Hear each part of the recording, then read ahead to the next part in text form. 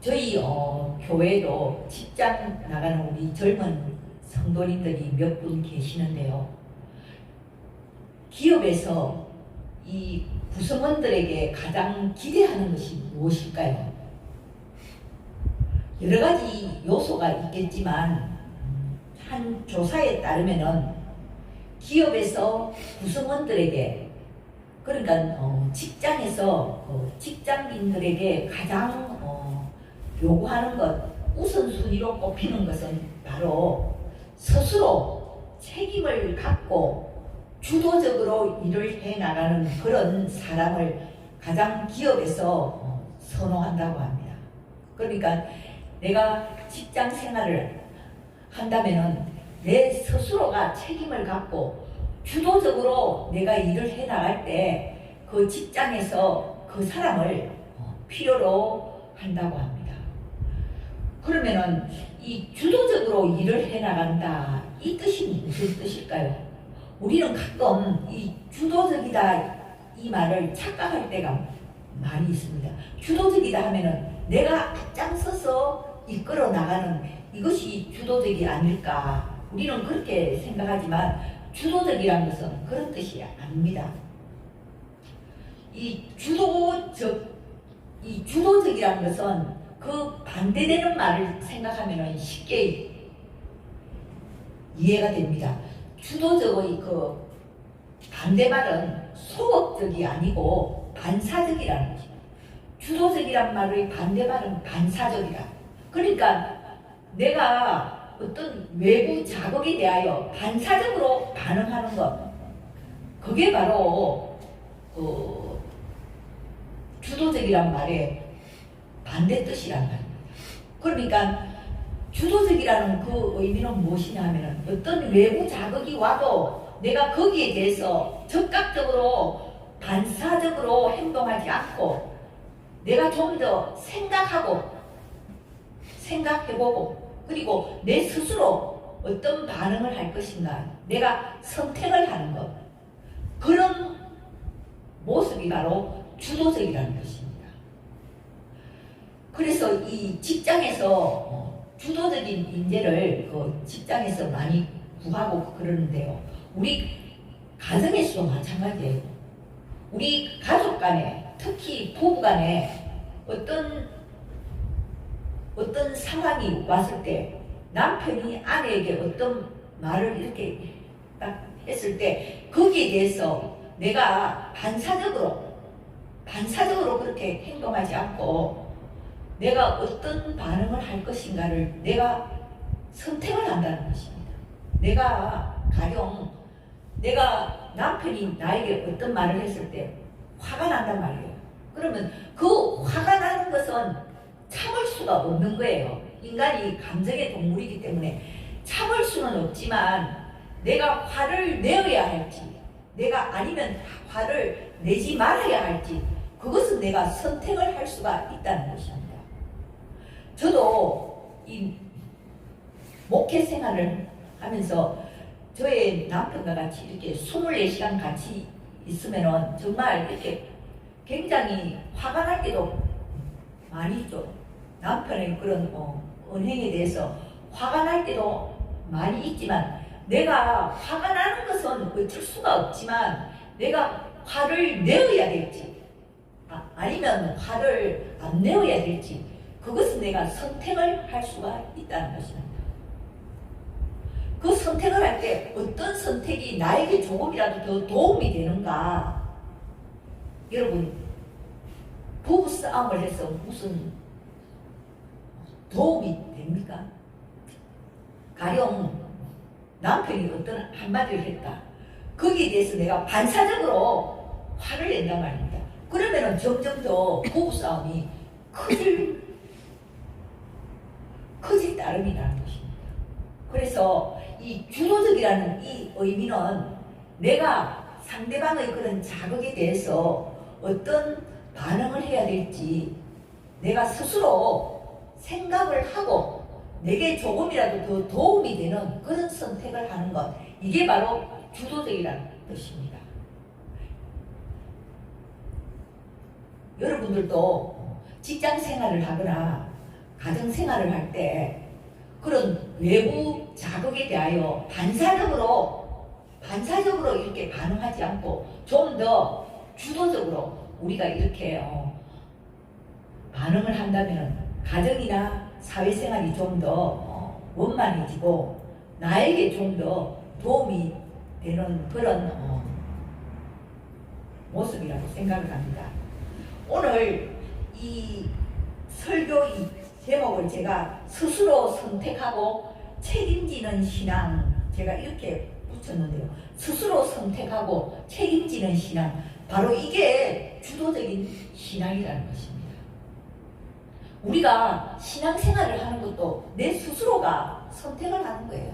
내 스스로가 선택을 하고 또 내가 선택한 그 신앙에 대해서 내가 책임을 지는 것, 바로 이게 주도적인 신앙의 모습인 것입니다.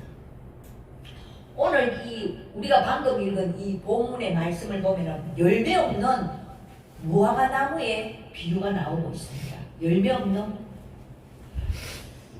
열매를 맺지 못하는 이 무화과 나무입니다. 그런데 이 열매를 맺지 못한다고 해서 하나님께서는 당장 찍어버려라 그렇게 말씀하시는 않습니다. 하나님께서는 이 열매 맺지 못하는 무화과 나무에 대하여 3년을 기다려 주셨다는 것입니다. 1년을 기다리고 2년을 기다리고 3년을 기다려 주셨다는 것입니다. 얼마나 고마우신 하나님입니까? 열매 없는 것을 알고도 3년을 기다렸다는 것입니다. 바로 이 하나님의 이 기다리심, 하나님의 이 인내, 그 속에 바로 하나님의 긍휼과 사랑이 있는 것입니다.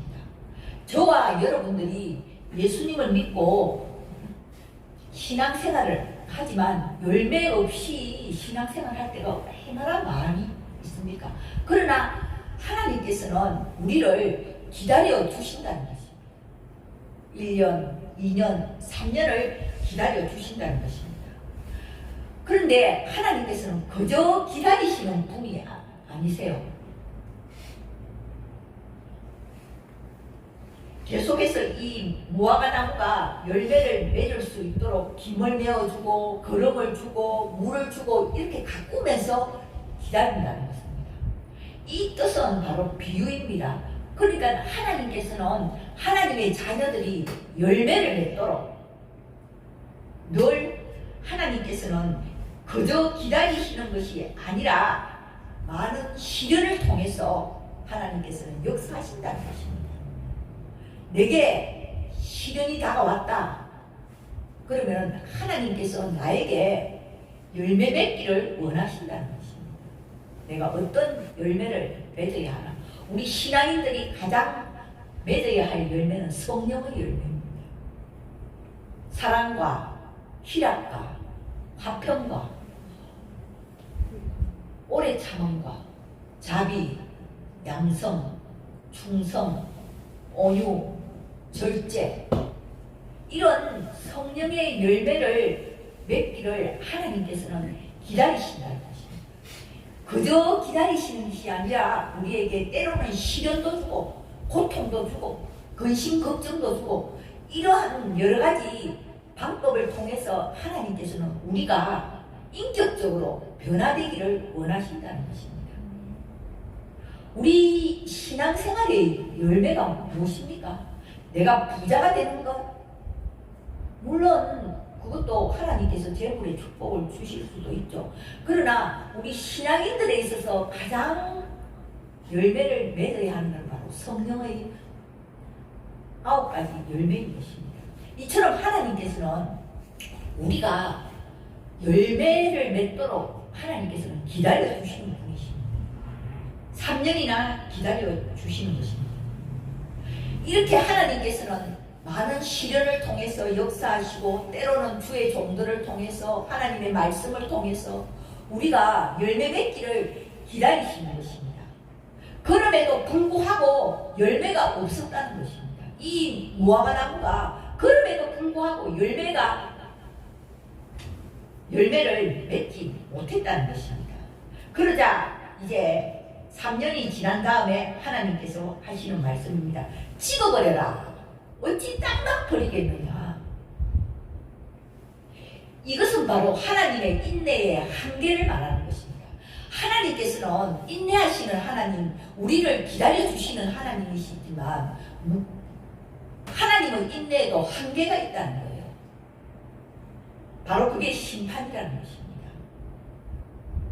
하나님께서는 오래 참으시지만 그러나 끝까지 참으시는 것은 아닙니다. 어느 순간에 가서는 심판의 역사가 나타난다는 것입니다. 그 인내에도 한계가 있다고 말씀하시는 것입니다. 우리가 구약 성경을 읽어보면은 하나님께서는 이스라엘 백성들이 때로는 부도덕하고 때로는 우상을 섬기고 이렇게 죄를 짓지만 하나님께서는 참으십니다. 그러다가 하나님께서는 인내의 한계를 드러내시고 이스라엘 백성들을 심판하시는 그런 예를 우리가 구약 성경에서 볼 수가 있는데요.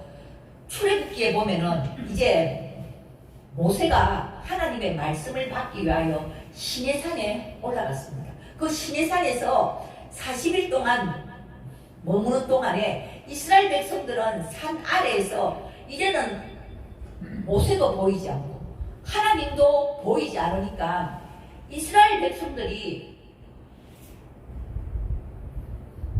무슨 짓을 합니까? 금붙이를 모두 다 모아가지고 금송아지를 만들었습니다. 그리고 이 금송아지를 만들어서는 아론이 말합니다. 이 금송아지야말로 우리를 애국에서 인도하여 낸 신이다. 이 금송아지를 신이라고 하였다는 것입니다. 그때 하나님께서는 이스라엘 백성들을 심판하시는 것입니다.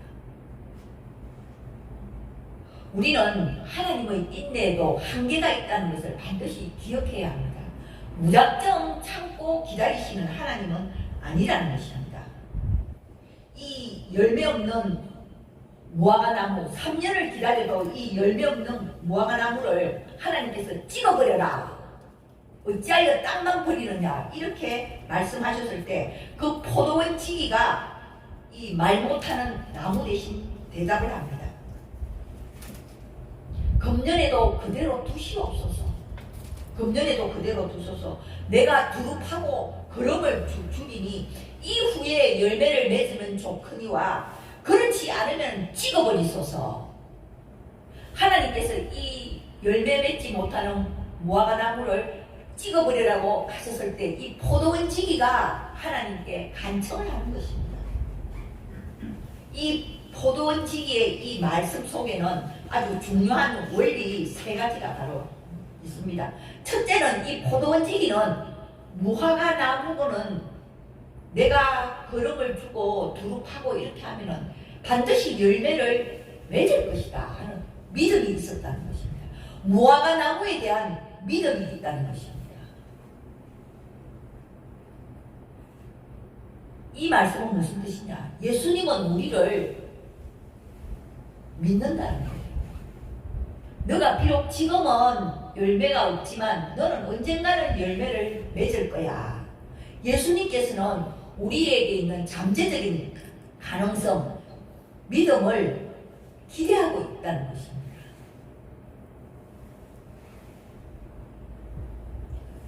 이 포도원 지기는 이 열매 맺지 못하는 무화과 나무를 일시적으로 병이 들었다고 보는 것입니다. 이 일시적으로 병이 들어서 열매를 맺지 못하는 것이지 영영 열매를 맺지 못하는 그런 열매 맺지 못하는 그런 구제불능인 불가능한 그런 무화과 나무는 아니라고 보는 것입니다. 예수님도 우리를 그렇게 바라보고 계세요. 너가 언젠가는 열매를 맺을 것이다. 우리에게 기대하고 있다는 것입니다. 그래서 우리가 부부싸움을 할 때 가장 금지해야 될 말이 있어요. 저도 이 설교 준비를 하면서 제가 회개하고 깨달았는데 우리가 뭐 이래 남편이 이렇게 뭐 마음에 안 드는 행동을 한다든지 당신은 왜 그래? 왜 항상 그래?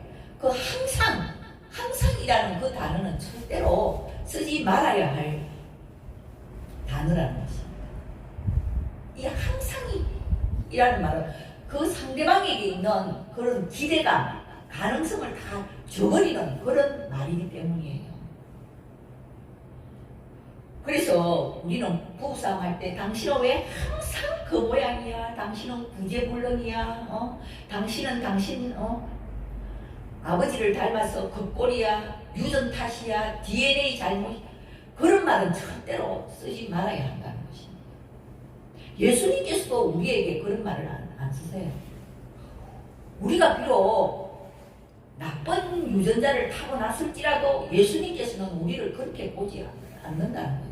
우리를 구제불능으로 가능성이 없는 회생 가능성이 없는 그런 사람으로 우리를 보지 않는다는 것입니다.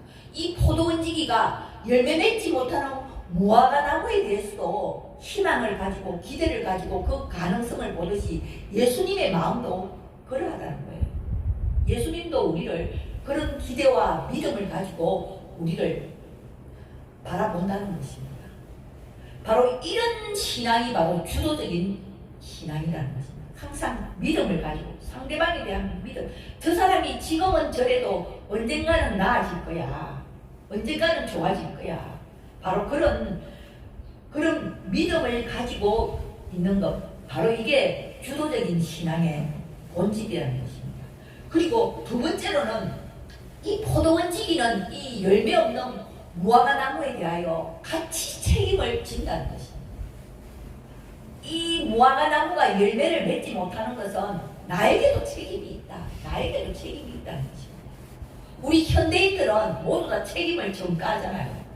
정치인들 특히 그렇잖아요. 책임지는 사람이 없잖아요. 그런데 예수님은 그렇지 않다는 것입니다.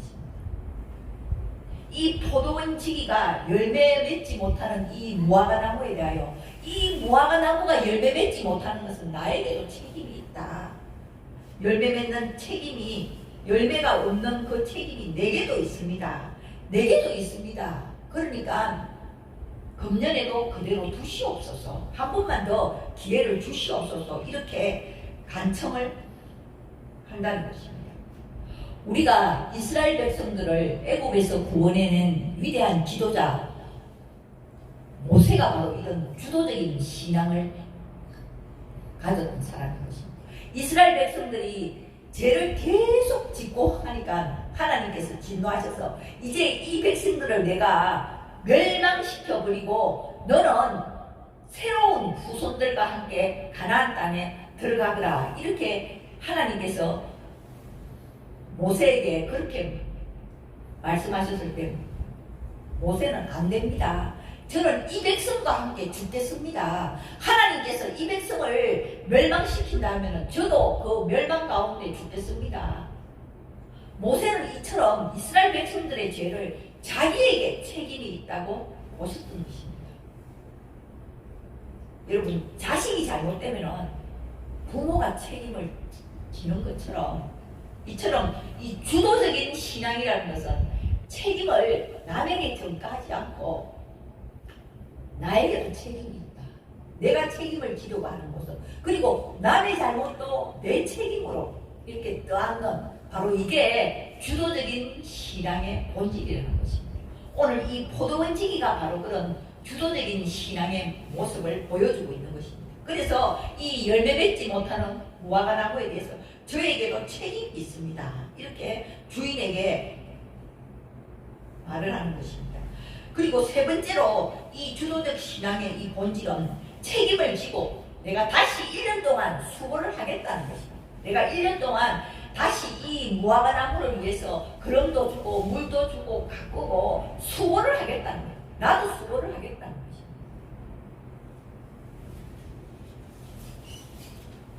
우리가 신앙생활을 한다고 하지만 우리의 신앙이 어떤 모습이 되어야 된다. 주도적인 신앙의 모습이 되어야 된다. 그러니까 상대방에 대한 믿음을 가지고 기대를 가지고 살아야 한다는 것입니다. 저 사람은 구제불능이야. 그런 생각을 버리고 그런 말을 버려야 합니다. 그리고 두 번째로는 저 사람의 잘못이 저 사람이 저렇게 된 건 나에게도 책임이 있다. 내가 책임을 지려고 하는 모습, 그리고 저 사람의 열매를 맺기 위해서 나도 수고를 하겠다, 내가 같이 수고를 하겠다, 이런 모습을 가진 것이 바로 주도적인 신앙이라는 것입니다. 예수님께서 바로 주도적인 신앙을 가지셨던 것입니다. 예수님께서 왜 이 허물 많고 부족한 저희들을 위해서 십자가를 지셨습니까? 죽으실 만한, 내가 십자가에서 죽으실 만한 가치가 있다는 거예요. 분명히 예수님께서는 십자가에서 내가 죽을 때 이 12제자들은 변화가 될 것이다, 이 12제자를 통해서 온 세계에, 온 인류에게 복음이 전파될 것이다, 그런 소망이 있었기 때문에 예수님께서는 십자가를 지셨던 것입니다. 바로 이 십자가의 마음이 바로 주도적인 신앙인 것입니다. 열매 없는 무화과 나무를 위해서 대신 책임을 집니다. 그 가능성을 믿습니다.